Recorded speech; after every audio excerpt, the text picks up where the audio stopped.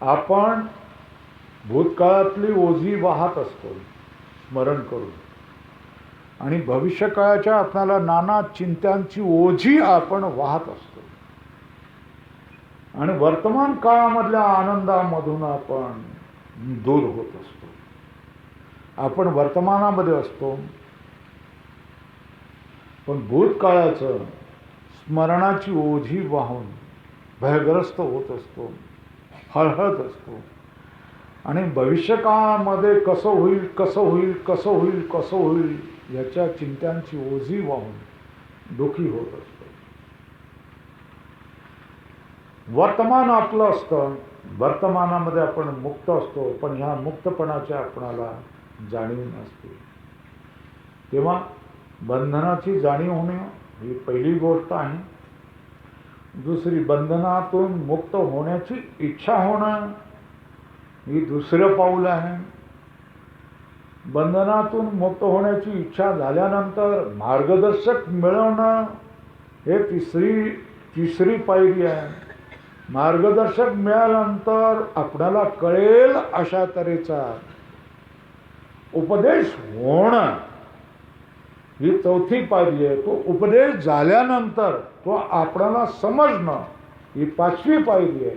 आणि तो उपदेश झाल्यानंतर कळल्यानंतर तो आपल्या जीवनामध्ये उतरवून आपल्या जीवनामध्ये मरायच्या अगोदर आपल्याला कृतार्थतेची जाणीव होणं ही 6वी पायरी. ह्या पायऱ्या तुम्हाला 1, 1, 2, 2, 3, 4, 5, 6 पर्यंत सांगितली आहे.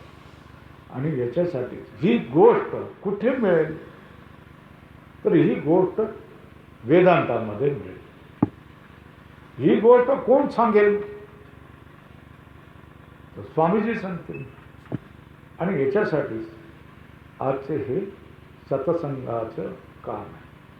विवेक चूडामणी आपण ग्रंथ सुरू करतोय, हा प्रारंभ केला आहे. की आपणाला बंधनाची जाणीव झाली पाहिजे, बंधनातून सुटकेची इच्छा झाली पाहिजे. सुटकेची इच्छा झाल्यानंतर आपल्याला सुटकेचा मार्ग दाखवणारा माणूस पाहिजे. आपण ते सुटण्यासाठी प्रयत्न केला पाहिजे. प्रयत्न करून ते मुक्तीचा आनंद भोगला पाहिजे आणि कृतार्थ झाला पाहिजे. माणसाच्या जीवनामधलं हेच प्रयोजन आहे. आणि देवाने तुमच्या कर्मामधून माणसाचा जन्म तुम्हाला हाच माणसाचा जन्म मुक्त होण्यासाठी दिलेला आहे. हे लक्षात घेतल्यानंतर पुढच्या सगळ्या गोष्टी तुम्हाला कळायला लागेल. मंगलाचरण करतोय. सर्व वेदांत सिद्धांत गोचरम तम गोचरम गोविंदम परमानंदम सद्गुरुं प्रणतोस्म्यहम. शंकराचार्य महाराज समजावून सांगतात,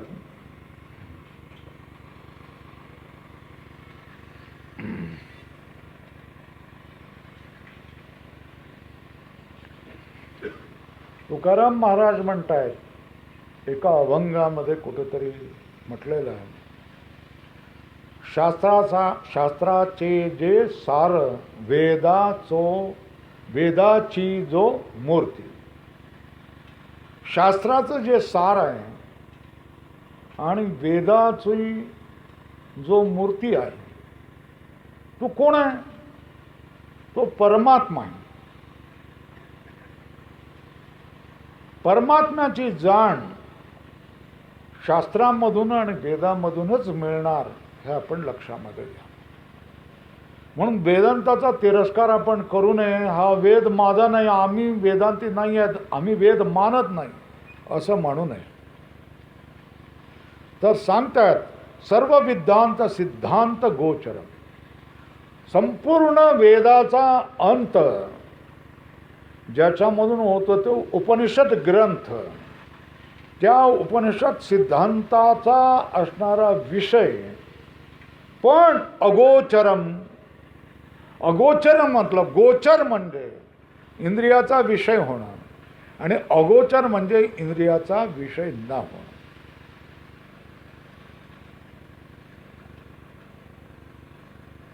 आपण नाना मनुष्य आपल्यापेक्षा श्रेष्ठ कोणीतरी असावं म्हणून नाना कल्पना करत असतो. या सगळ्या कल्पना केवळ आणि केवळ आणि केवळ आपल्या आहेत. 5 पांडव म्हणून आपण 5 दगड ठेवतो आपल्या शेतामध्ये. तुम्ही ठेवतात की नाही मला माहीत नाही. ठेवतात ना आपल्या शेतामध्ये. हे 5 पांडव आहेत म्हणून 5 दगडं शेंदूर लावून ठेवतात. दुसरं कोण मारुती म्हणून काय करतोय, एकाच दगडाला शेंदूर लावून ठेवतो. दुसरा नरसिंह करतो, दुसरा आणखी कोणीतरी करतो, आणखी कोणीतरी करतो. भगवान बाबा करतो कोणीतरी, नाही तर मग शिवाजीचं ठेवतो, नाही तर मग आणखी कोणीतरी करतो. पूर्वीच्या लोकांनी ह्या कल्पना केलेल्या आहेत. काय कल्पना केल्या? कोण गजमुख होतोय, कोण कपिमुख होतोय, कोण 2 तोंडी, कोण 4 तोंडी, कोण 8 तोंडी, 10 तोंडी, सहस्र तोंडी, अशी सगळी देवाविषयी कल्पना केलेली आहे. आणि हे सगळे आपणाला डोळ्यांना इंद्रियाला जाणवणारे आहेत.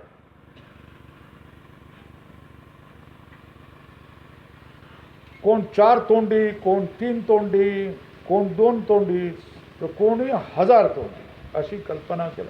आणि त्या प्रत्येकाला आपण काय करतो, घाबरत असतो आणि त्याचा आपण काय करत असतो, सत्कार करत असतो. अज्ञानाच्या काळामध्ये हे सगळं आपणाला होत असतं. सगळेजण करत असतात. वेगवेगळ्या महाराजांच्या नादाला लागलेले असतात आणि नाना वेळेला फसत असतात. नाना ठिकाणी फसतही असतात. भगवंत सांगतात तो अगोचर आहे. तो अगोचर आहे म्हणजे काय? गोचर म्हणजे काय? इंद्रियाचा विषय होणाऱ्याला गोचर म्हणतात. अगोचर म्हणजे काय? तर इंद्रियाचा विषय न होणाऱ्याला काय म्हणतात? अगोचर म्हणतात.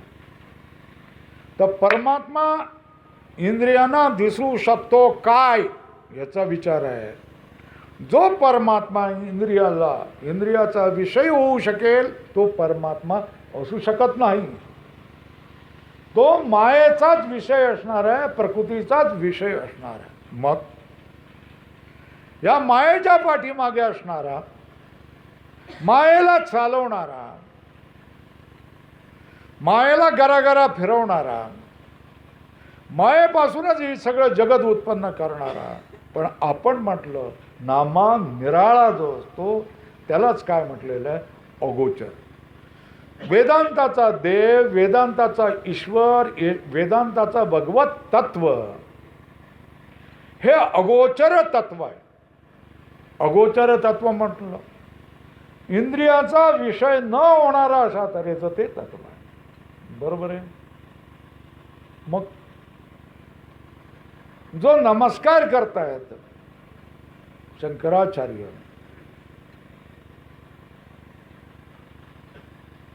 ईश्वर कुठला ईश्वर सांगितलेला आहे? सर्व वेदांत सिद्धांत गोचरम. उपनिषदांचा जो विषय, शास्त्राचे जे सार आणि वेदाची जो मूर्ती, वेदाची मूर्ती आणि शास्त्राचं जे सार आहे तो परमात्मा आहे. हे तुकाराम महाराजांनी देखील कबूल केलेलं आहे, स्वीकारलेलं आहे. त्या परमात्म्याची खरी ओळख हे आपणाला उपनिषदामधूनच होईल. मग हे उपनिषद आहे का? उपनिषदाचा प्रकरण ग्रंथ आहे. उपनिषदामध्ये ज्या सगळ्या गोष्टी आहेत त्याचा सारतत्वाने समजावून सांगण्याचा प्रयत्न पंचदशी आणि विवेक चूडामणीमध्ये केलेला आहे. तर परमात्मा कसा? तर वेदांताचा सार असणारा, वेदांताने समजून येणारा तो परमात्मा. दुसरं काय सांगितलेलं आहे? अगोचर आहे. अगोचर म्हणजे प्रत्यक्ष प्रमाणाने सिद्ध न होणारा, प्रत्यक्ष इंद्रिय मन बुद्धीने न आकळणारा असा हा कोण आहे? ईश्वर. आणि कसं आहे? तिसरे विशेषण पूर्ण आनंद रूप आहे. आनंद रूप आहे. आणि कसा आहे? प्रभू आहे. याच प्रभू म्हणजे या सगळ्या सगळ्या जगत प्रपंचाचं कारण बनून ह्या जगत प्रपंचाला चालवण्याला काय म्हटलं जातं? प्रभू. 4 विशेषणं सांगितलेली आहेत. आपण लक्षात घ्या. या गोष्टी आपण काय करायला, बाकीच्या कथा आणि वेदांत याच्यामध्ये खूप फरक असतो. बाकीच्या कथा तुम्ही ह्या कानाने ऐकल्या आणि ह्या कानानं सोडून दिल्या तर चालू शकतं. त्यावेळेला जो वाचक गातोय बोलतोय त्याचाच आनंद घ्यायचा असतो. पण इथे नाही. इथे ते जे आपण सांगतोय त्याचं सार ऐकून घ्यायचं असतं. म्हणून मी सांगतोय, शंकराचार्य त्या गुरुला म्हणजेच परमात्म्याला नमस्कार करतात. कारण ग्रंथाचा प्रारंभी नमस्कार करायचा असतो. सात्विक माणसं नमस्कार करतात. परमात्मा ग्रंथासारखं कार्य आरंभलेलं आहे आणि तुम्ही ग्रंथ तुमच्या तोंडातून वदवणाऱ्या परमेश्वराला नमस्कार देखील करत नाही, ही कृतज्ञता आहे. म्हणून ग्रंथकार मंडळी सुरुवातीला मंगल करतात. मंगल करणं म्हणजे शुभवाक्य बोलणं. आणि हे शुभवाक्य नमस्कारात्मक असते, आशीर्वादात्मक असू शकतं आणि वस्तू निर्देशात्मक असू शकतं. या ठिकाणी हे नमस्कारात्मक आहे आणि वस्तूचा निर्देश पण केलेला आहे. वस्तू कशी आहे? एक सगळ्या वेदांतानेच समजून येणारा तो ईश्वर, उपनिषदाने समजून येणारा तो ईश्वर. नंबर 2 डोळ्यांनी इंद्रियांनी न आकळणारा दुसरं. आणि तिसरं कसं? पूर्ण आनंद स्वरूप. चौथं काय सांगितलं आहे? तो प्रभू आहे. 4 विशेषणं सांगितले. 4 विशेषणं लक्षात राहतील का? काय फार मोठ्या गोष्टी नाही, साधं आहे. मी जर विचारलं ईश्वराचं दर्शन मला कसं होईल, त्याचं उत्तर तुम्ही काय द्याल? वेदांत वाच.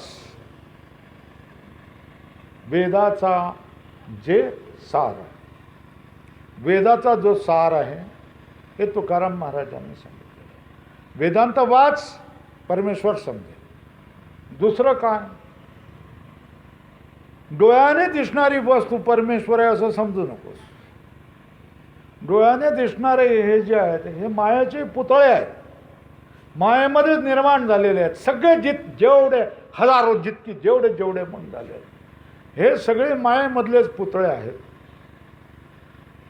ते डोळ्याने दिसतात, समजतात. परमात्मा हा अगोचर आहे. दुसरं सांगितलं आहे वेदांत सिद्धांत गोचर पहिलं, दुसरं काय? अगोचर. आणि तिसरं सांगितलं आहे परमानंद. हा परमानंद स्वरूप आहे जो आपल्यामध्ये, जो सदैव आनंद. आपणाला कुठलीही गोष्ट प्राप्त झाली, मनासारखं झालं, अनुकूल झाल्यानंतर आपल्याला जे आनंद होतोय हा आनंदाची त्या पूर्णानंदाचा एक लव मात्र, एक कणापेक्षाही लहान कण आहे. पण हा आनंद ज्या आनंदापासून आलाय तो परमानंद आहे. तर परमात्माचं स्वरूप सांगताना काय सांगितलं? तो परमानंद स्वरूप आहे. आणि तो काय? सद्गुरू, सगळ्यांचा गुरु देखील आहे. त्याच्या प्रेरणेमुळेच आपणाला काय होत आहे त्याला जाणण्याची देखील इच्छा होती. तो आपल्या हृदयामध्ये बसून तू मला जाण, मला जाण, मला जाण, मला जाण, मला समज, मला ओळख असं सतत करत असतो. पण त्याच्याशी प्रतारणा आपण कर, नाही आज वेळ नाही, नाही आज वेळ नाही, नाही आज जमत नाही. हे बघा, हे नागपूरवरून आलेत. सगळं तुमच्यासारखेच गृहस्थ आहेत. गजानन कोंडे म्हणून आहे. सत्संग होणार आहे. नागपूरहून सगळी सुटी टाकून सगळी व्यवस्था करून मुलाबाळांची इथे आलेलं. ऐकायचं म्हणजे ऐकायचं म्हणजे ऐकायचं बस. आपणाला देखील असंच करावं लागतं. सत्संग असल्यानंतर आपल्याला सगळं हे पण बऱ्याच जणी रजा टाकूनच आलेल्या असते नोकरीवाल्या. 5 गोष्टी सांगितल्या, मंगल झालेलं आहे, त्याला मी नमस्कार करतोय. ईश्वराचं स्वरूप सांगितलं. ईश्वर वेदांताचं सार आहे. वेदांतानेच जाणता येतो, इंद्रियांनी जाणता येत नाही. पूर्ण परमानंद स्वरूप आहे आणि तो सद्गुरू पण आहे. सगळ्यांचा प्रेरणादाता आहे, सगळ्यांना प्रेरणा देणारा आहे. सगळ्यांच्या हृदयामध्ये, निर्मळ हृदयामध्ये मला जाण अशा तऱ्हेने म्हणणारा आहे. झालं. अशा परमेश्वराला मी नमस्कार करतो. या ठिकाणी जी परमशक्ती आहे, ज्याच्याविषयी चिंतन आपण करणार आहोत, त्याचं स्वरूप सांगितलेलं आहे. तो बाजारामध्ये मिळणारा नाही आहे. तो कुठल्या शहरामध्ये, कुठल्या गावामध्ये नाही आहे. सगळीकडे विभू व्यापक आहे. डोळ्याने दिसणारा नाही तरी पण आहे. तरी पण या जगाचा चालक आहे आणि त्याला आपणाला मानावं लागतं. हे सांगण्याचं कारण काय की तुमच्यामध्ये रुची निर्माण व्हावी, श्रद्धा निर्माण व्हावी आणि तुम्ही पुढचं सगळं ऐकण्याला अभिमुख व्हावे. बरोबर आहे. एक झाला. आता सांगतायत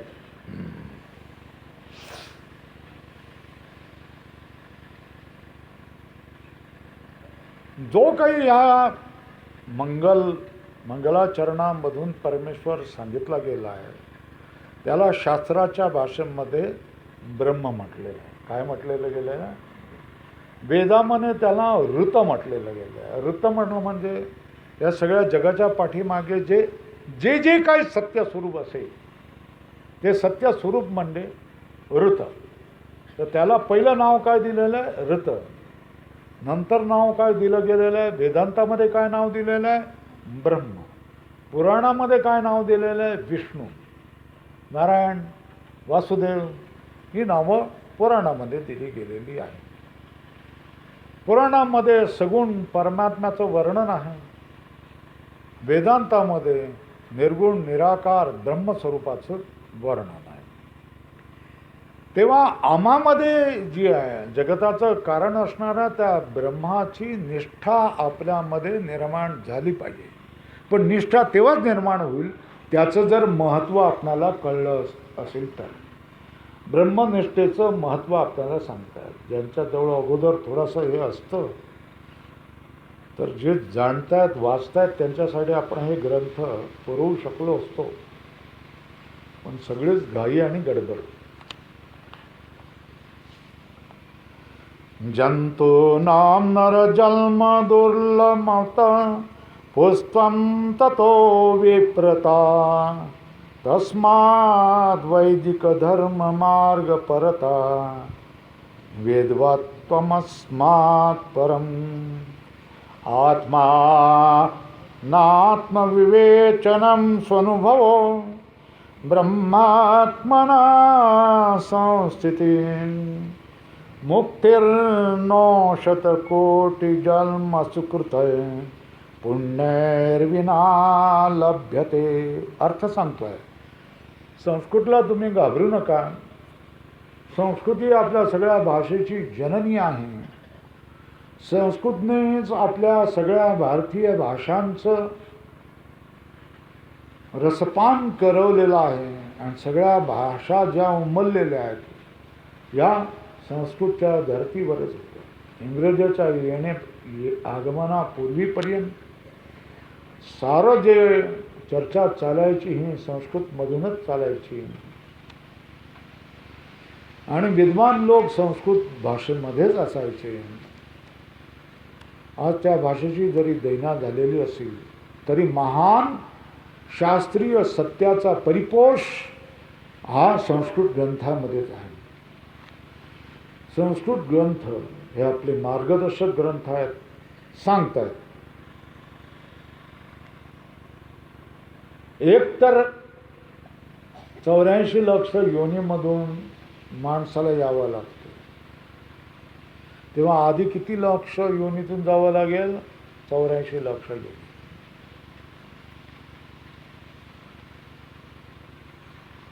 जी शिकलेली माणसं आहेत, इंजिनियर आहेत, कॉमर्सची ग्रॅज्युएट आहेत वगैरे, सगळ्यांना माहिती आहे की वैज्ञानिकांनी 18व्या शतकामध्ये उत्क्रांतीवादाचा सिद्धांत काढलेला आहे आणि त्याचा प्रवक्ता शास्त्रज्ञ चार्ल्स डार्विन आहे. या चार्ल्स डार्विनने काय सांगितलेलं आहे की अत्यंत आदिम प्राण्यापासून होत होत होत होत होत वानर होऊन वानरापासून माणूस बनलेला आहे. तरी हा उत्क्रांतीवाद आणि आमचा 84 लक्ष योनीचा सिद्धांत ही आता समान झाले की नाही झाले? झाले ना. तर वैज्ञानिकांनी सांगितलेले ही मनुष्य योनी जी निर्माण झालेली आहे ही अनेक, त्यांनी सुद्धा जीव किती आहेत याची गणनाही केलेली आहे. आणि आपण साधारणपणे अटकल लावून सांगितले की 84 लक्ष योनी आहेत वेगवेगळ्या प्राण्यांच्या. त्या या सगळ्या 84 लक्ष योनीमधून माणसाला जावं लागतं आणि त्याच्यानंतर शेवटी कोण उभा राहतो? या जगताच्या पार्श्वभूमीवर कोण उभा राहतो? माणूस नावाचा जीव उभा राहतो. बरोबर आहे. सृष्टी निर्माण झाली, पृथ्वी निर्माण झाली, पृथ्वीवर पाऊस आणि सगळे पडून पंचमहाभूतांमधून सृष्टी ही पृथ्वीवरची सृष्टी निर्माण झाली, त्याच्यामधून जीव निर्माण झाले. त्या जीवामधून बदलत बदलत बदलत बदलत बदलत सर्वात शेवटी कोण जीव झाला? मनुष्य जन्म झाला. तेव्हा काय सांगतात? जंतूनाम नरजन्म दुर्लभम. प्राण्याला मनुष्य जन्म मिळणं हे फार कठीण गोष्ट आहे. कारण 84 लक्ष योनीनंतर कधीतरी कुठेतरी त्याचा जन्म होऊन जाईल. म्हणून पहिल्या प्रथम काय? माणसाचा जन्म मिळणं हे कठीण काम आहे. नंबर 1. दुसरं काय झालं?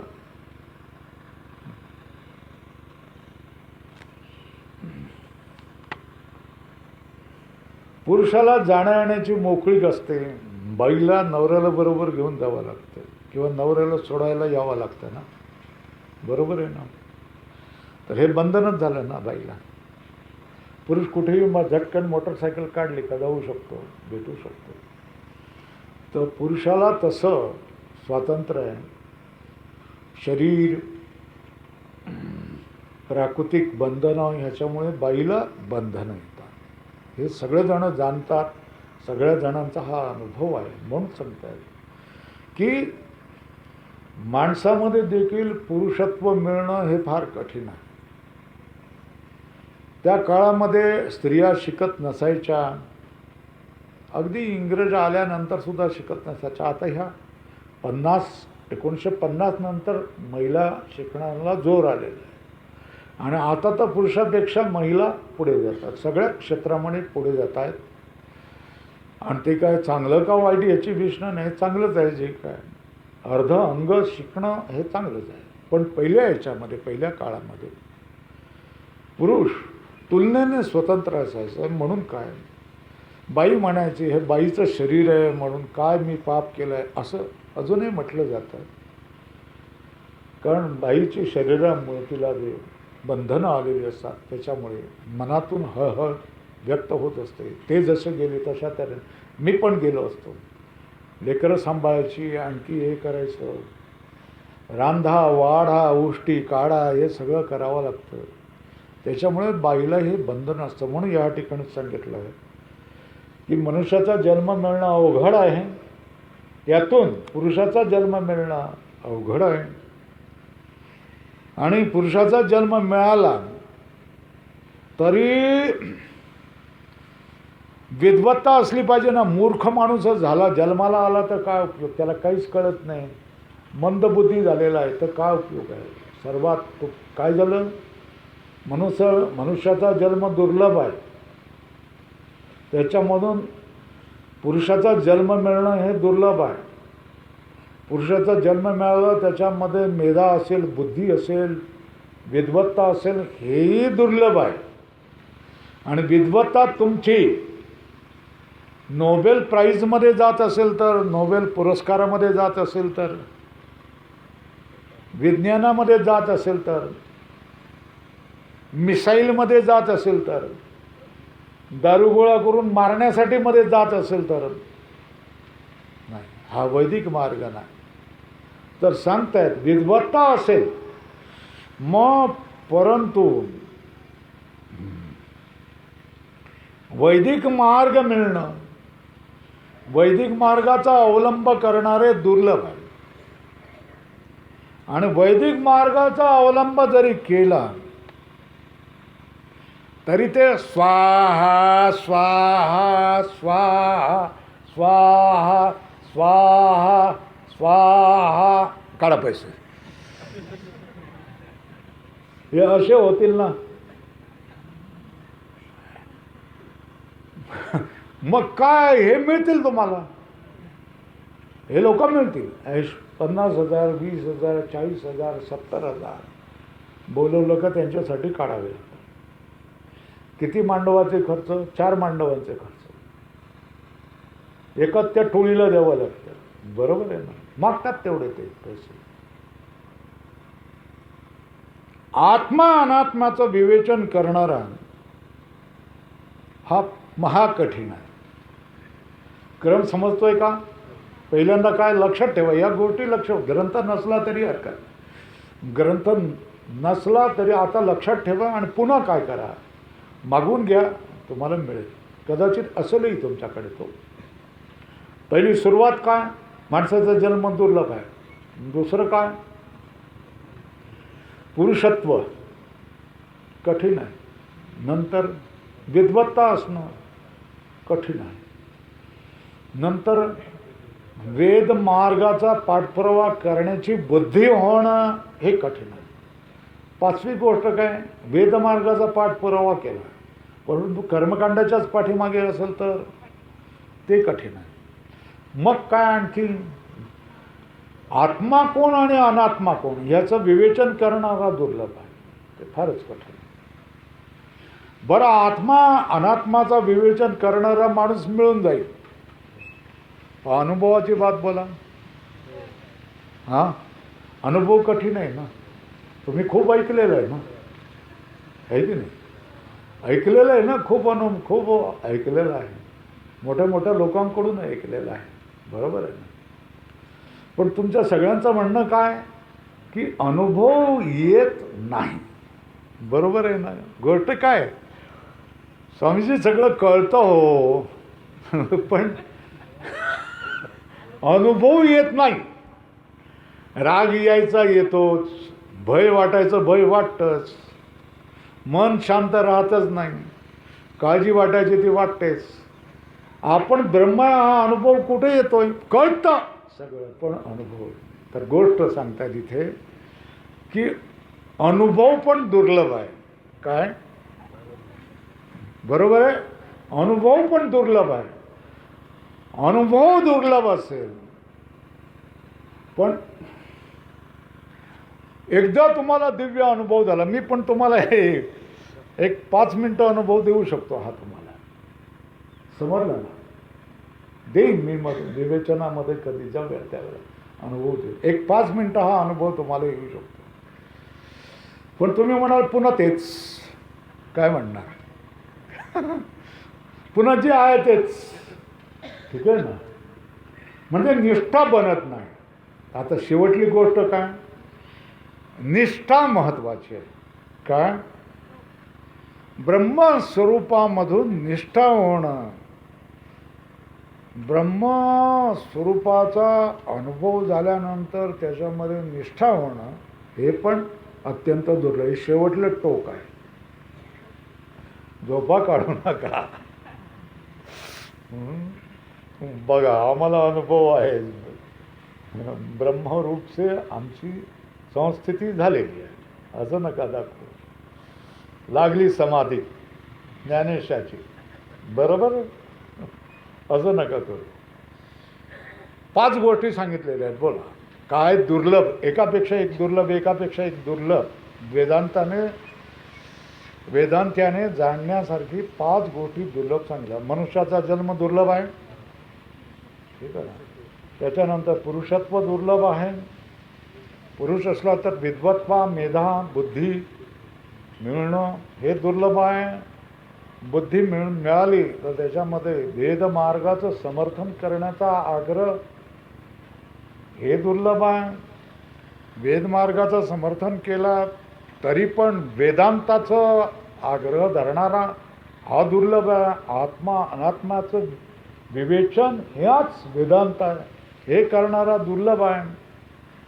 आणि समजा आत्मा अनात्माचं विवेचन करणाऱ्याला मिळाला तरी तो तोंडपाठ करून धाराप्रवाहाने बोलेल. प्रोफेसर असतात, आपल्यापेक्षा चांगल्या तऱ्हेने बोलतात, तुलनात्मक बोलतात. हा वेदांत, तो वेदांत, वैष्णव वेदांत, रामानुजाचा वेदांत, मध्वाचार्यांचा वेदांत, हे सगळे वेदांत बोलतात. त्याच्यानंतर चार्वाकाचं तत्त्वज्ञान, बुद्धाचं तत्त्वज्ञान, सगळं तत्त्वज्ञान सांगून इंग्रजांचं तत्त्वज्ञान, आधुनिक तत्त्वज्ञान, हे सगळ्यावर ते व्याख्यानं धडाधड देतात आणि फळ जिंकतात. त्यांच्या जवळ जर आपण राहिलो तर आपण हारून जातो. त्यांच्या डिग्र्या PhD, doctor philosophy, doctor in philosophy. Philosophy म्हणजे तत्त्वज्ञानाचा विद्यावाचस्पती, डॉक्टर, अशा तऱ्हेच्या त्यांच्या डिग्र्या आहेत. पण बाबा रे तुझा अनुभव काय? नाही, अनुभव नाही आपला. मी सगळं सांगू शकतो, बोलू शकतो, पण अनुभव नाही. हे अनुभव नाही. मग अनुभव कुठली गोष्ट आहे? 4थी गोष्ट, 5वी गोष्ट कुठली आहे? अनुभव. अनुभव झाला तरी एकदा अनुभव झाला, त्या अनुभवामध्ये संस्थिती, त्या स्थितीमध्ये राहणारा किती आहे ते म्हणजे काय? अब्जावधीमध्ये एखादा, ठीक आहे ना. बाकी आम्ही सगळे कोण बोलणारे असतात, त्याच्यामधला एखादा अनुभवी असतो आणि त्याच्यामधला एक म्हणजे तशा स्थितीमध्ये असणारा असतो. आपण प्रार्थना करूया आपल्याला शेवटच्या काळामध्ये ती स्थिती कमीत कमी येईल, असं सगळेच जण, तुम्ही आम्ही, अशी प्रार्थना करूया, होय ना. म्हणजे कसं ते सांगतो. जन्माला येणं आपल्या हाती आहे का? नाही, बरोबर ना. प्रारब्धाने आपल्याला जन्म दिला. जन्माला कसं यायचं हे आपल्या हाती आहे का? कोणाच्या पोटी यायचं हे आपल्या हाती आहे का? नाही. आपली पूर्वकर्म काय असतं ते आपल्याला माहीत नाही, त्याप्रमाणे आपल्याला जन्म येतो. प्रत्येक बालक जन्माला आल्यानंतर रडतच येतं ना, ट्याहा ट्याहा ट्याहा ट्याहा ट्याहा करत रडतच येतं, बरोबर ना. आणि ती जगाला घोष करतं की मी जन्माला आलो आहे किंवा आले आहे. घोष करतं ना, सगळ्यांना सांगून देतं. सगळे खुश होतात, है ना, जातात आणि बघायला जातात. झालं मूल झालं, मूल झालं, मूल झालं. गोष्ट काय होती बघा. मूल बघ, काय झालं, काय झालं, काय झालं. जर त्या बाळंतिणीच्या आजूबाजूच्या लोकांनी सांगितलं मुलगा झाला की ताबडतोब मोटरसायकल काढून मोठा काय केला, मोठा पेढ्याचा बॉक्स आणून सगळ्यांना, काय झालं, मुलगा झाला, मुलगा झाला, मुलगा झाला, सगळं बरोबर आहे. आणि तेच जर आजूबाजूच्या लोकांनी काय झालं, मुलगी झाली म्हणून सांगितलं तर करून सगळेजण काहीतरी मरण झालंय अशा तऱ्हेने सगळेजण निघून जातात, बरोबर आहे ना. हा सगळ्यांचा आपला अनुभव ना. ती आई सुद्धा काय होते, मुलगी झाली तरी काय होती, दुर्मुखी होऊन जाते. मुलगाच पाहिजे होता हो, मुलगीच झाली. स्त्रीचाही काय करत असते, दुस्वास करत असते.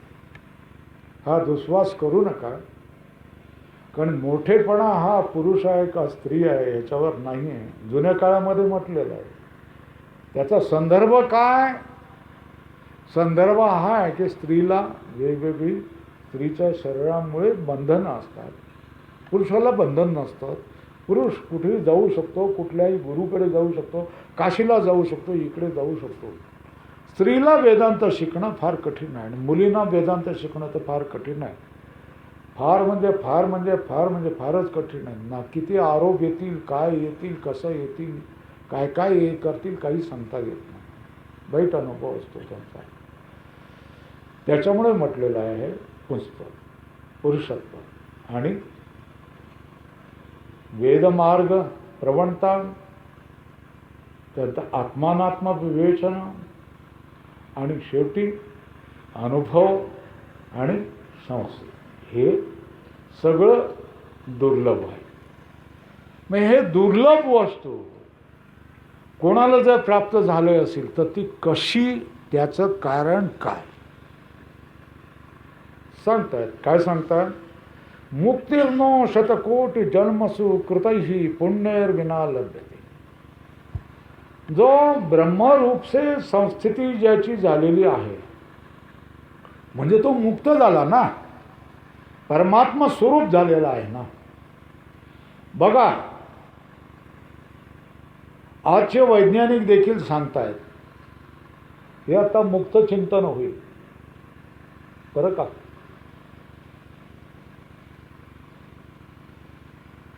एका व्याख्यानामध्ये 40 होतील, 20 होतील, 20 होतील असं नाही. किती दिवस चालेल तसं चालत आहे. ठीक आहे ना, पुरं होईल त्यावेळेला पुरं होईल. बरोबर आहे ना. वैज्ञानिक सिद्ध करतायत, वेदांत सिद्धांत. स्टीफन हॉकिन्स यांनी एक पुस्तक लिहिलेलं आहे. त्याने सांगितलं की हे संपूर्ण, हे एवढीच नव्हे, विश्व नव्हे. हे बघा, आपण हे गाव आहे, कुठलं गाव आहे? कुंभारवाडी. कुठल्या तालुक्यात आहे? रेणापूर. रेणापूर तालुका कुठला? आता बघा, इथून जायचं असेल तर आपण गाडीने जाणार, चालत जाणार, मग गाडी करणार, मग लातूरला एसटीने किंवा कारने जाणार. लातूरवरून गाडीत बसून मुंबईला झालं, आपण दूर चाललेलो. मुंबईवरून आपण विमानात बसून अमेरिकेला जाणार. अमेरिकेला गेल्यानंतर आपण रॉकेट म्हणून बसून अंतरिक्षामध्ये जाणार. अंतरिक्षामध्ये गेल्यानंतर आता ही जी एवढी पृथ्वी आपल्याला दिसत होती ती लाखो किलोमीटर दूर गेली आणि एक लिंबा एवढी झाली. केवढी झाली? ज्या पृथ्वीवर आपण राहत होतो ती पृथ्वी केवढी झाली? लिंबा एवढी झाली. सूर्य जो एवढा दिसतोय हा दुसऱ्या तारा इतकाच एवढा बारीक टिमटिम टिमटिम बनलेला झाला आहे. आणि अनंत अशा काळोखात आपण एकटे आहोत. बरोबर आहे. आता हा सूर्य देखील, सूर्याबरोबर किती तारे आहेत? मोजता येत नाही असं अनंत कोटी तारे आहेत. हे अनंत कोटी ताऱ्यामध्ये कशामध्ये आहेत? गॅलेक्सीमध्ये, म्हणजे आकाशगंगेमध्ये आहेत. अशा आकाशगंगा किती आहेत? तर अशा आकाशगंगा अमर्याद आहेत, अनंत आहेत. ठीक आहे. आणि ह्या अशा आकाशगंगा ज्याच्यामध्ये आहे असं ब्रह्मांड अथवा भुवन किती आहेत? नाही सांगता येत. ठीक आहे ना. आता याला काय म्हणायचं? आपल्या लोकांनी कल्पना केलेला हा विश्व प्रपंच, हा सगळा प्रपंच वैज्ञानिकांनी सांगितलेलं आहे की हा प्रपंच जशा तऱ्हेने फटाका तुम्ही फोडलात ना, की फटाका फोडल्यानंतर हे सगळं फटाक्याचे तुकडे तुकडे होऊन चारी बाजूने असे एका मिनिटात पसरले जातात. हे विश्व देखील काय करतं? हे असंच फटाक्यासारखं फुटलेलं आहे.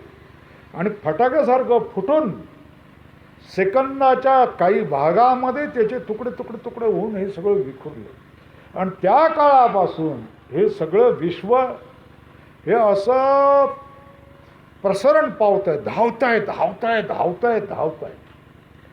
ते धावत असताना त्याच्यामधल्या पदार्थांना अशा गिरक्या यायला लागल्या. त्या गिरक्यामधून आकाशगंगा निर्माण झाल्या, आकाशगंगामधून सूर्यमाला तयार झाल्या, सूर्यमालामधून ग्रहगोल तयार झाले, ग्रहगोलामधून पृथ्वी तयार झाली. पृथ्वीमध्ये सुद्धा जसं पिठलं आपलं काय होतं आहे, उडतं, फट फट फट करतं ना, ज्यावेळेला कडत होत असताना पिठलं बनतात, बेसन बनत असताना जसं त्याने वर उडतं, तशा तऱ्हेने ह्या पृथ्वीमध्ये सुद्धा हे डोंगर पहाड निर्माण झाले, त्याच्यामधूनच नद्या पर्वत निर्माण झाले आणि त्याच्यामधूनच ही सगळी हळूहळू ही सृष्टी झाली आणि या सृष्टीमधून शेवटी मनुष्य निर्माण झाला. हे वैज्ञानिक सांगत असतात. तेव्हा हे सृष्टी आकुंचन पावते, प्रसरण पावते, तर ती आकुंचनच पावली पाहिजे ना.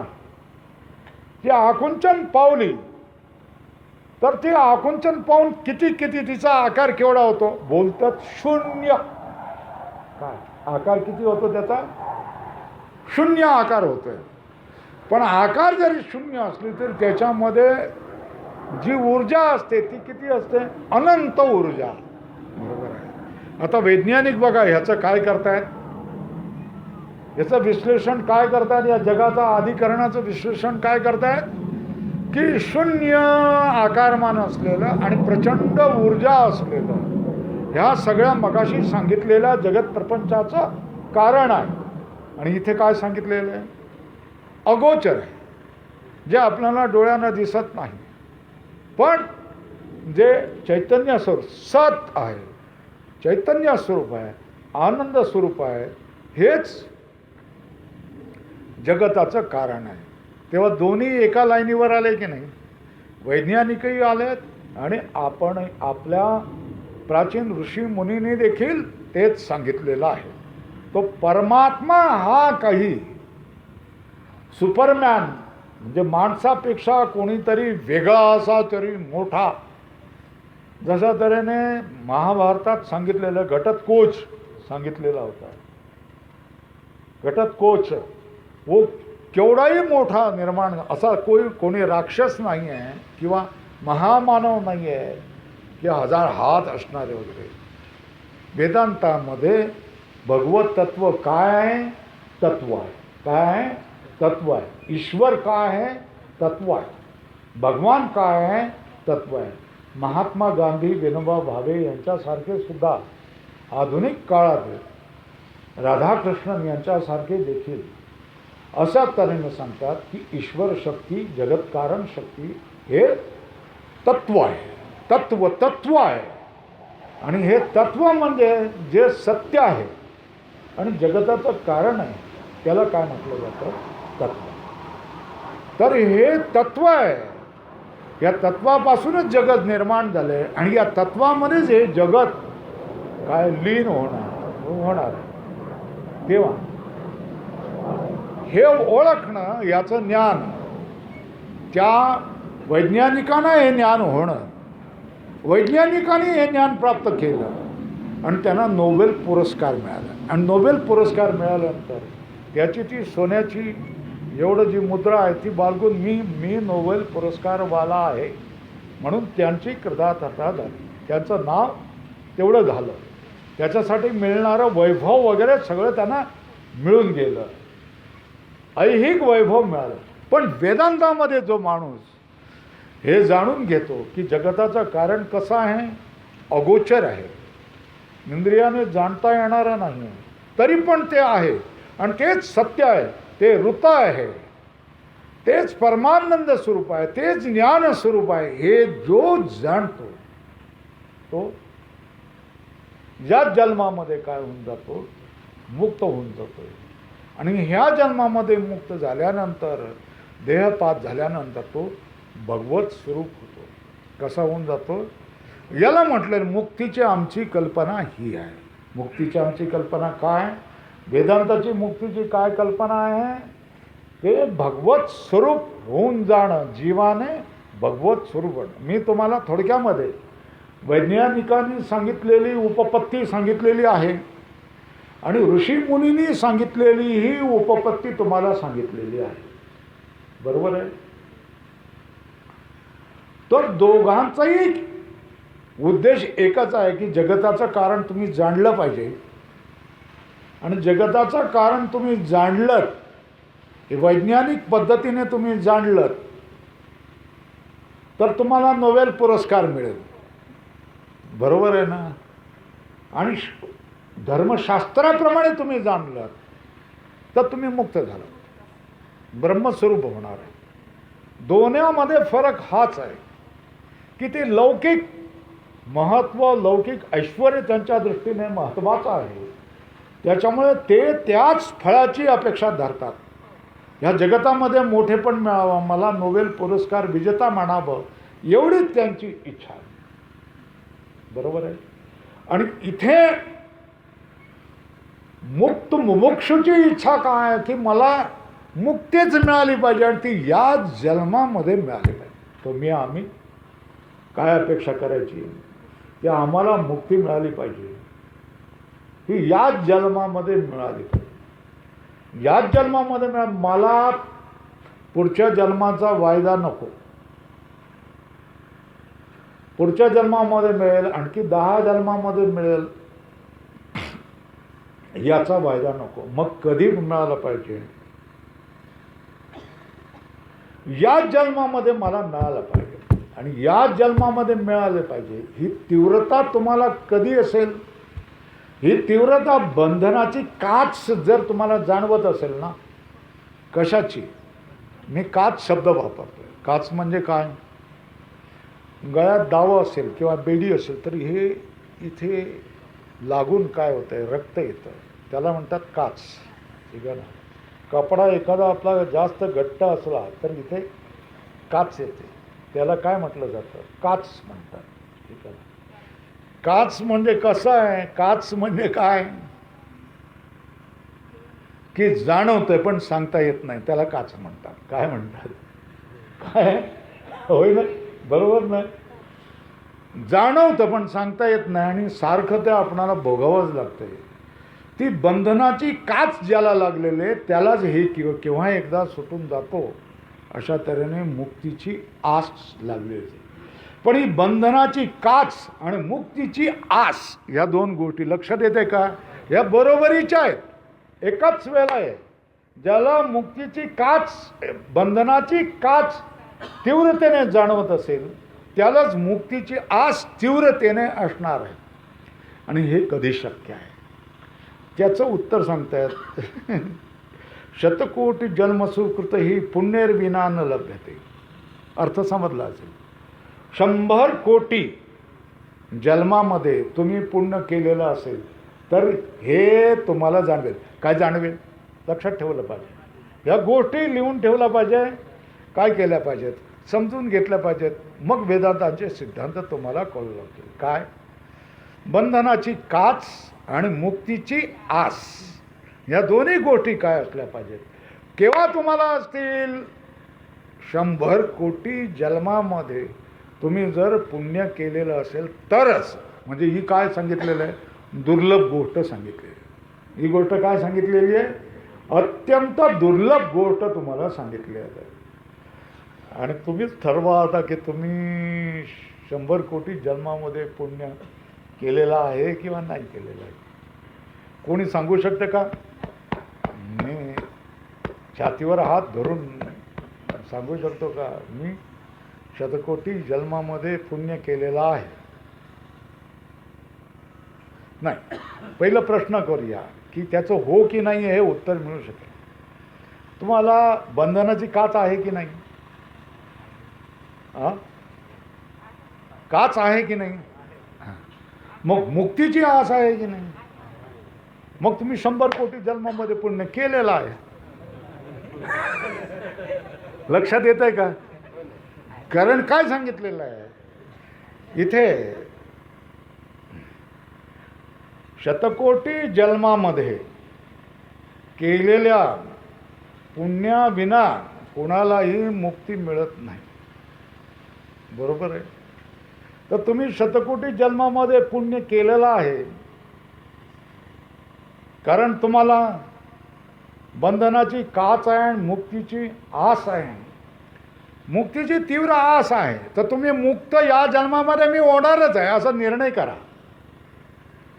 तो निर्णय केला तुम्ही, जर जसा निर्णय करताना की या वर्षाला घर बांधायचं म्हणजे बांधायचं म्हणजे बांधायचं म्हणजे बांधायचं, किंवा या वर्षाला लग्न मुलीचं लग्न करायचं म्हणजे करायचं म्हणजे करायचं. खूपच मोठी मुलगी झाली भीती वाटते बाई, हे ठरवता की नाही, आणि तशा तऱ्हेने सगळी सामग्री जुळवता आणि ते करूनच दाखवता की नाही. बंगला बांधूनच दाखवता, बंगला नसेल तर घर बांधूनच दाखवता, मुलीचं लग्न करूनच दाखवता. हा तुम्ही पुरुषार्थ करता की नाही. मग हा जो परमपुरुषार्थ आहे, हा परमपुरुषार्थासाठी सुद्धा देखील तुम्ही सामुग्री जुळवा. सामुग्री जुळण्यासाठी पहिला निश्चय करायचा असतो. हा निश्चय केल्यानंतर सामुग्री जुळतच राहते. कर्ज काढून, पाहुण्याकडे जाऊन, मित्राकडे जाऊन, लोन काढून, काही नाही करून आपण दोन्ही गोष्टी, घर बांधणं आणि मुलीचं लग्न करणं, ह्या गोष्टी वेळात करतच असतो की नाही. तशाच तऱ्हेने या गोष्टी देखील, ही गोष्ट परमपुरुषार्थ देखील वेळातच करायचं आहे. तुम्हाला काय सांगितलेलं आहे, तुम्ही इथे बसतायत, निष्ठेने या ठिकाणी येत आहेत, हे पुण्य वाचून शक्य नाही आहे.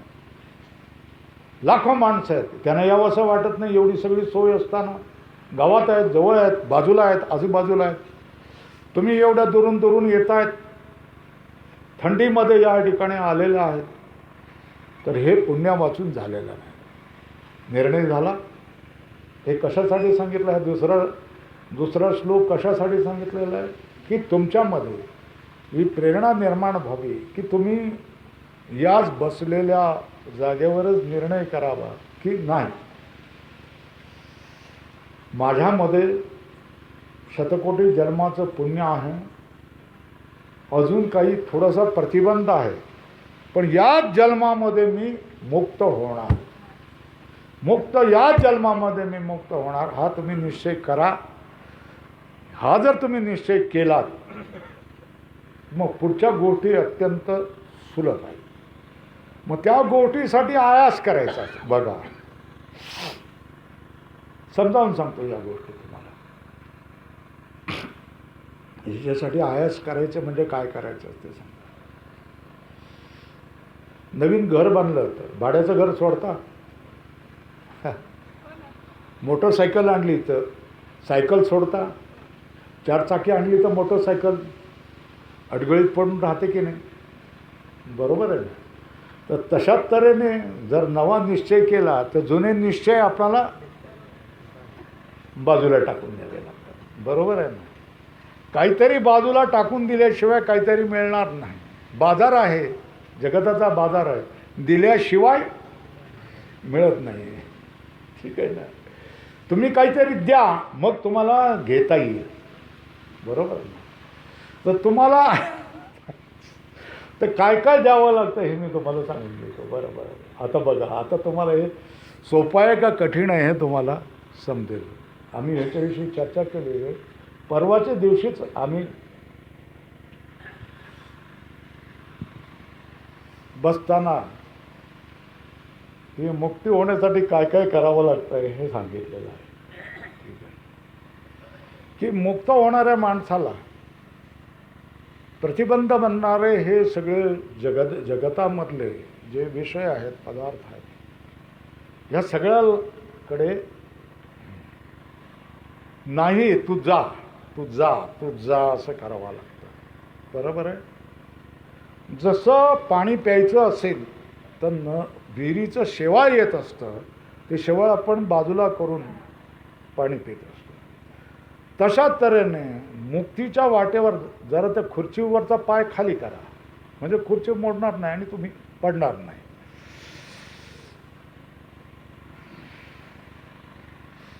जशा तऱ्हेने शेवाळ हटवूनच आपण काय करत असतो, पाणी पित असतो, तशाच तऱ्हेने आपल्या स्वतःच्या स्वरूपाच्या ठिकाणी जाण्यासाठी येणारे जे प्रतिबंध आहेत, हे प्रतिबंध आपणाला हटवावे लागतात. म्हणजे काय करावं लागतं, आपल्या जवळ आलेले किंवा येणाऱ्या विषयांना आपणाला काय करावं लागतं, दूर करावं लागतं. नंबर 1, हळूहळू का होईना हे करावं लागतं. पहिला त्याग, बाहेरचा त्याग, ह्याला काय म्हणतात, बाह्य त्याग. नंतर सांगतोय की हे शरीर जे आहे हे शरीर माझं नाही आहे हे म्हणावं लागतं. बरोबर आहे. हा मध्यम त्याग झाला. काय झाला, हा मध्यम त्याग झाला. हे शरीर माझं नाही म्हणायला किती लोक तयार आहेत, नाही म्हणायला तयार. हे शरीर माझं नाही आहे असं म्हणायला पाहिजे. ठीक आहे ना, हे म्हणायला देखील लोक तयार नसतात. अनुभव गोष्ट वेगळी. ठीक आहे ना, तुकोबारायासारख्यांना अनुभव आलेला असतो, आपणाला हा अनुभव नसतो. पण निदान शास्त्रीय शिक्षण झाल्यानंतर तरी हे माझं शरीर नाही आहे एवढं म्हणायला काय हरकत आहे. नाही, एवढंही म्हणून नाही चालत. तिथे तुम्ही मीपणा असतो, जीव असतो. काय असतं, जीव असतो. याला म्हणतात जीवत्व. काय म्हणतात, हे जीवत्व प्रभूच्या चरणी तुम्ही अर्पण करायला तयार आहात. जीव पायी ठेविला थोडा म्हणतात ना. त्या परमेश्वराच्या सगुण निर्गुण पायावर, सगुण असेल तर परमेश्वराच्या पायावर हे माझं जीवत्व तुला समर्पण मी करतोय असं म्हणायला किती तयार आहे. बरोबर आहे ना. त्याग बघा किती होतोय. ठीक आहे. पहिला त्याग काय, बाह्य त्याग. बडे बाबाजी आता मला माफ करा. ठीक आहे ना, हे असंच चिंतन चालत राहणार. हां, जेवढं पुढे सरकेल तेवढं पुढं सरकत जाईल. किती दिवस कसं चालेल तसं चालू आहे. आपला वेळ झाला का जेवायला जायचं, किती श्लोक झाले हे बघायचं नाही. हां,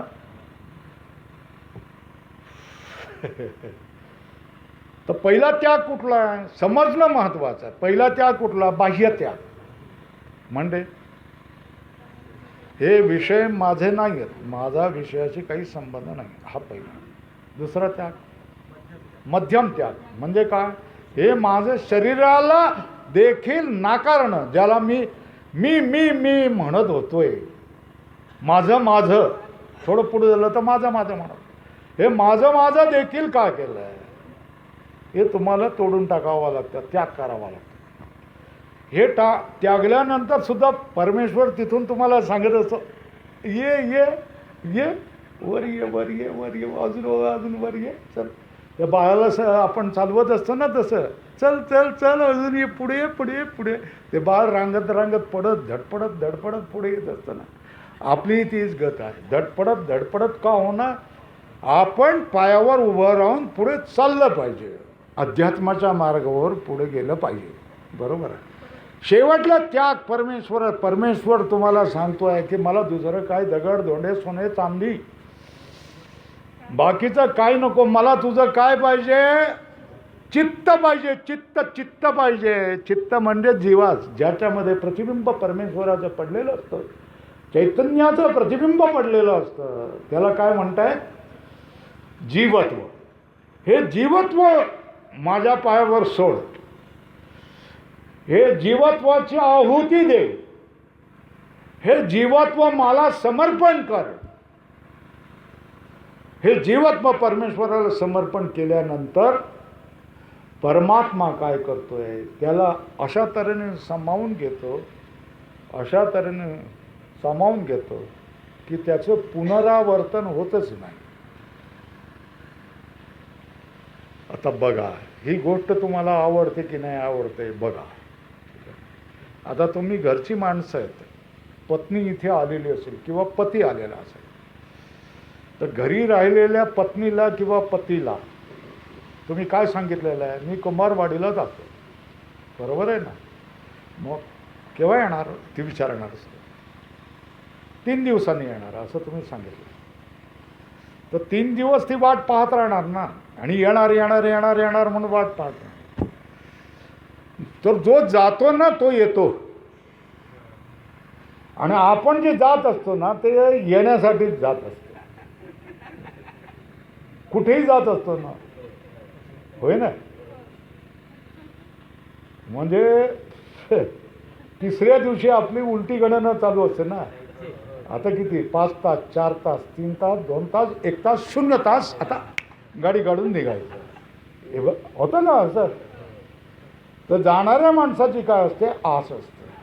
तर जाणारा माणूस गेला तिकडे गेलाच, आलाच नाही, ही गोष्ट तुम्हाला आवडेल का? ही गोष्ट तुम्हाला आवडेल का? नाही आवडेल. मग मी जर तुम्हाला सांगितलं की एवढा सगळा त्याग केल्यानंतर परमेश्वर तुम्हाला अशा तऱ्हेने जवळ घेतो, अशा तऱ्हेने एकरूप करतो की पुन्हा येणं नाही, मग ही गोष्ट तुम्हाला आवडेल का? नाही आवडेल. नाही आवडणार. एवढा त्याग करून येणं नाही, मग काय उपयोग आहे? काहीतरी बरोबर डबुलं घेऊनच यावं लागेल ना. रिकाम्या हाताने सुद्धा बायको विचारणं काय आणलं एवढं गेले होते ते, ठीक आहे ना.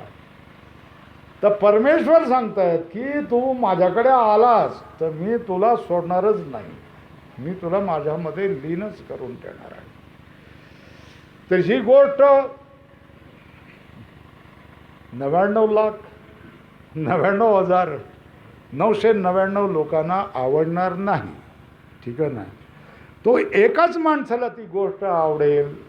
कुठली गोष्ट आवडेल की हो, मला देवाने असा अनुग्रह करावा की त्याच्यामध्ये मी विलीन झाल्यानंतर पुन्हा येणे नाही, काय पुन्हा इथे परती नाही.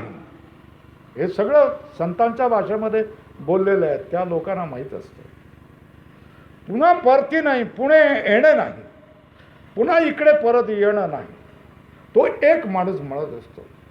पण तो एक माणूस कुठला असतो? ज्याला जन्म घेण्याचा वीट आलेला असतो. नंबर 1, बरोबर आहे. जन्म घेण्याचा वीट का? केस आलेली असते. आईच्या याच्यामध्ये 9 महिने राहायचं, मलमूत्राचं शेजारी राहायचं, श्वास कोंडलेल्या अवस्थेमध्ये राहायचं, संबंध त्या चर्मपदराने गडलेलं राहायचं आणि नंतर चुकीच्या द्वाराने निघून घ्यायचं, जन्माला यायचं. ही किळसवाणी गोष्ट आहे. मला नको आहे असलं जन्म, मला नको. किळस येते का? ही किळस येते का? तुम्हाला हा किळस येत आहे का? की जन्माला येणं हे बाईला माहीत असतं की काय त्रास असतो, आणि जन्माला येणं हा काय त्रास असतो ह्या बच्च्याला पण माहीत असतं त्यावेळेला. म्हणून ते रडतं ना जोरजोराने, भयाने रडत असतं, कुठे आलो. ही झाली जन्माची कथा. आणि मरणाचा देखील वीट आलेला असतो ना. मरायचं नसतं ना, मरायचंही नाही, ठीक आहे. तर 2 गोष्टी, मरणाचं भय आपणाला साहजिकच असतं आणि जन्माची विटंबना हे शास्त्र आपल्याला सांगतोय. जन्म हा असा असतो, म्हणून जन्म घेणं हे देखील काय असतं, वाईटच गोष्टी आहे. आता तो एक माणूस सांगतोय की मला जन्मायचंही नाही, मला मरायचंही नाही, बस झालं. याला अलमभाव म्हणतात. काय म्हणतात? अलम म्हणजे पुरे झालं, ठीक आहे ना.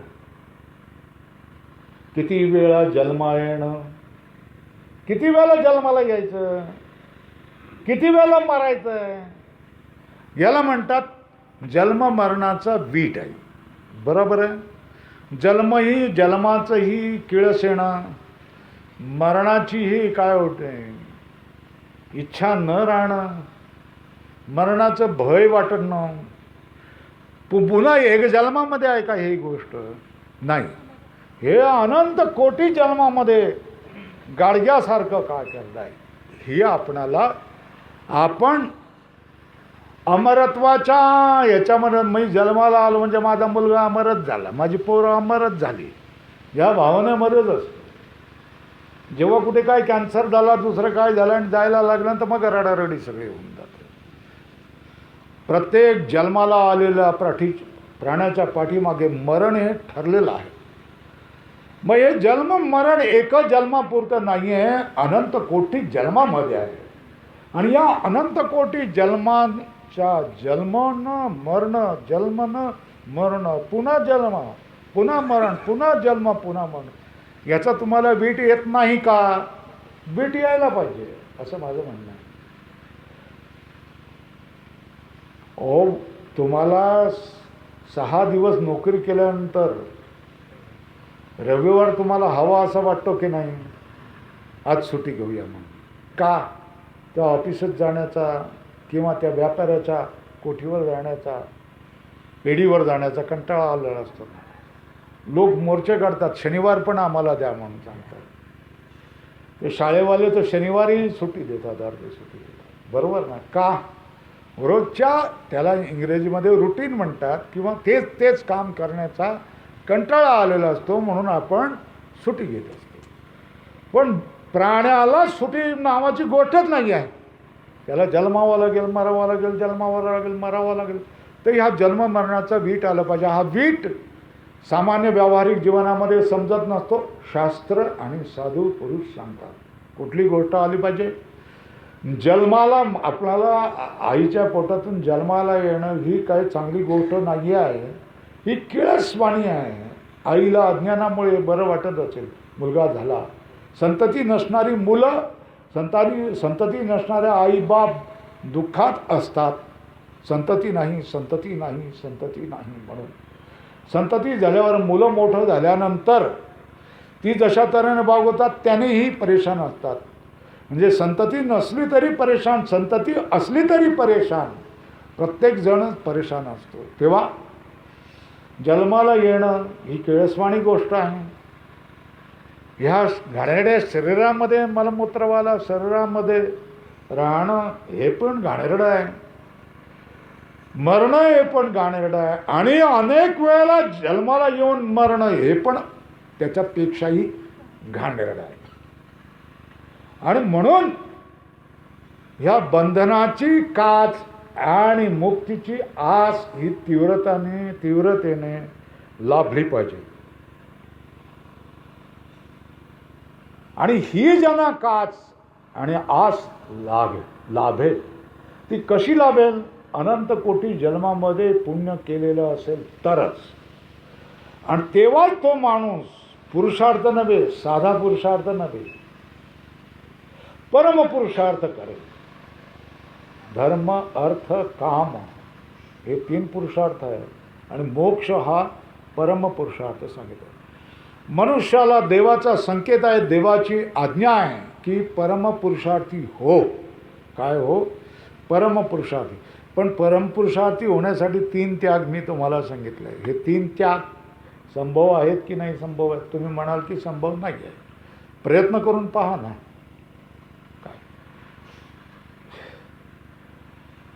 असंभव संभव करून दाखवणारे काही लोकच असतात ना.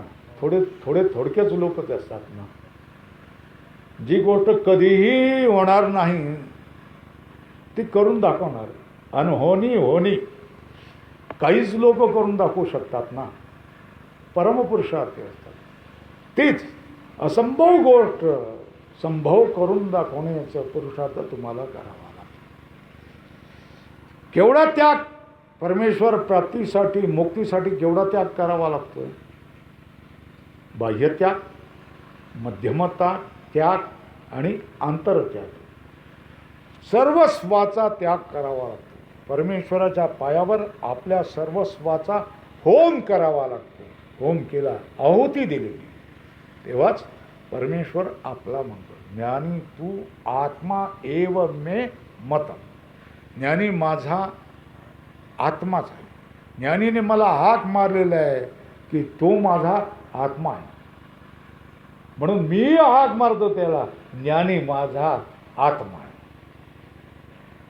जेव्हा हे जीव परमात्म्याला मिठी देतो, ज्यावेळेला तुम्ही अशा तऱ्हेने ये म्हणून हात पुढे करून जातात, त्यावेळेला समोरून काय या म्हणून हात पुढे घेऊन मिठीमध्ये आपल्याला घेतलं जातं. गळ्याला लागणं, गळा भेट म्हणजे ही अशीच असते. परमेश्वराची जर गळा भेट व्हायची असेल तर ही सर्वस्वाचा त्याग आवश्यक आहे. हा किती जणांमध्ये होणार? ही जरी कठीण गोष्ट असली तरी आपण सुरुवात तर केली पाहिजे आणि ही सुरुवात करावी याच्यासाठी ही गोष्ट आहे. चला.